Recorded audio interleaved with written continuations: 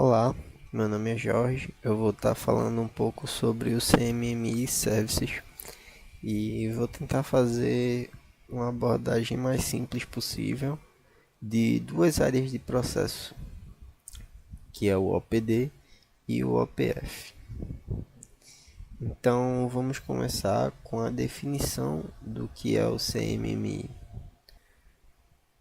De acordo com o ISD Brasil, o CMMI é uma abordagem de melhoria de processos que fornece às organizações elementos essenciais de processos eficazes, e ele pode ser usado para guiar a melhoria de processo em um projeto, divisão ou em uma organização inteira. Então, isso quer dizer que o CMMI vai te orientar em qualquer etapa e qualquer tamanho da unidade de negócio que você esteja querendo aplicar. Pode ser num único projeto, numa divisão inteira, num departamento, na organização inteira. O CMMI vai poder te atender. Então, vamos lá. O CMMI tem variações. Essas variações, que é, por exemplo, o CMMI Dev, o CMMI Services, que é o que a gente vai dar uma olhada agora.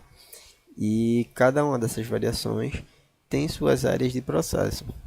No caso do CMM Services, que é o que importa para a gente nesse momento, são 24 áreas de processo. A gente vai estar falando um pouco sobre duas. E cada área de processo tem seus objetivos e práticas específicas. Nesse vídeo a gente não vai abordar sobre objetivos genéricos, práticas genéricas e aditivos, mas é bom que se saiba que tem também, tá? Então vamos em frente. Vamos começar falando sobre o OPD, que é a definição de processos organizacionais. O intuito do OPD é estabelecer e manter conjuntos de recursos de processos organizacionais, padrões de ambientes de trabalho e regras e diretrizes para equipes. A gente vai dar uma explanada nos objetivos, tá? Que aí vai ficar melhor para entender. Então vamos lá. Lembra que eu falei que a gente tem objetivos específicos e práticas específicas. No caso do OPD, a gente tem um único objetivo específico e que se divide em 7 práticas específicas, tá? Então, nosso objetivo específico é estabelecer ativos de processo organizacional.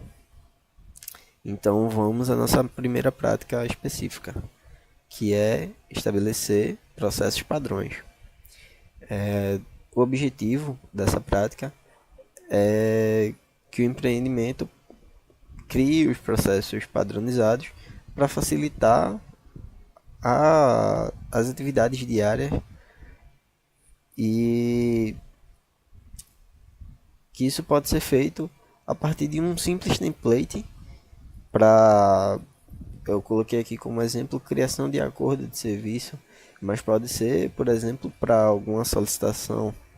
Então, esses processos padrões seriam um tipo de burocracia necessária para que o tempo seja diminuído a partir de um padrão. E a partir desse padrão, a gente consegue reduzir o tempo de vários processos dentro de alguma área, setor ou de um serviço, por exemplo. Nossa segunda prática é estabelecer modelos descritivos de ciclo de vida. Então, cada parte desse ciclo de vida do processo tem que ser bem estabelecido para que quando tiver em andamento, o processo não se perca no meio do caminho e acabe tomando rumos que não deveria. Na nossa prática número 3, nós estabelecemos diretrizes e critérios para confecções. E mais de que confecções a gente está falando?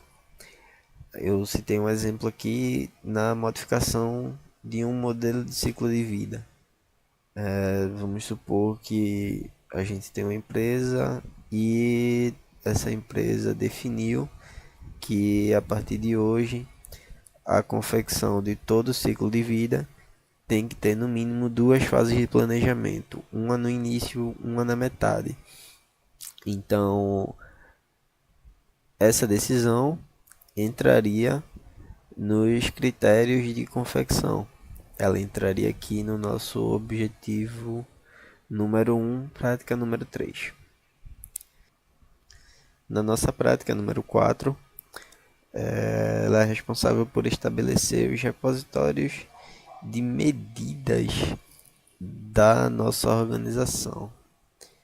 Ela tem como essência estabelecer critérios e métricas para aferir o desempenho da empresa em suas áreas ou processos. Vamos imaginar que nós temos uma pizzaria e que temos um lema de que se não entregarmos antes dos 30 minutos, o cliente não paga a pizza. Então a gente vai ter que começar a definir métricas para que o processo de fazer a pizza seja rápido e o processo de entrega seja rápido. E é aí que vai entrar nossa prática número 4. Ela vai estabelecer essas métricas que vai servir para a gente futuramente fazer comparações e fazer a base do nosso processo.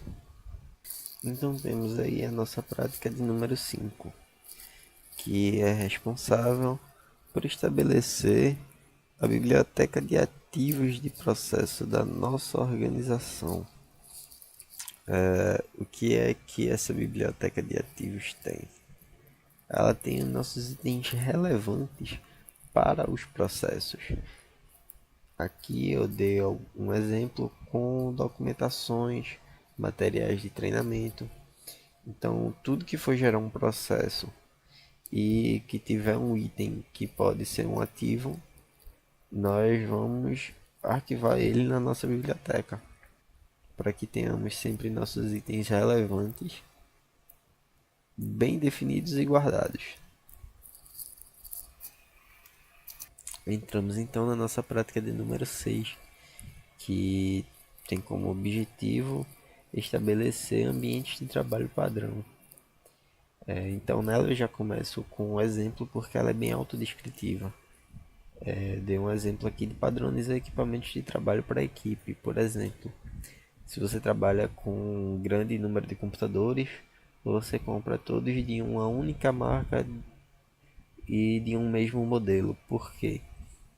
Porque você pode negociar com as empresas e você pode acabar pegando equipamentos de um nível mais alto do que você pegaria por um preço mais baixo por estar comprando em grande volume.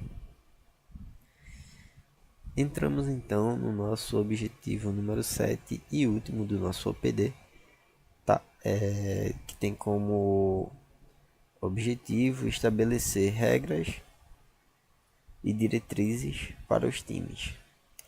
Ela é bem autoexplicativa, mas tem um ponto aí que precisa ser bem exposto, que é o ponto de comunicar à equipe que eles devem seguir as regras.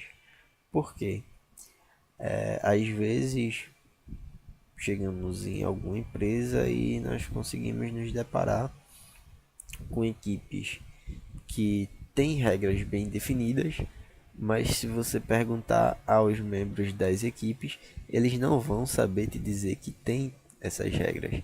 Então é muito importante que essas regras sejam comunicadas, tá? E essas diretrizes explícitas para todos os membros da equipe.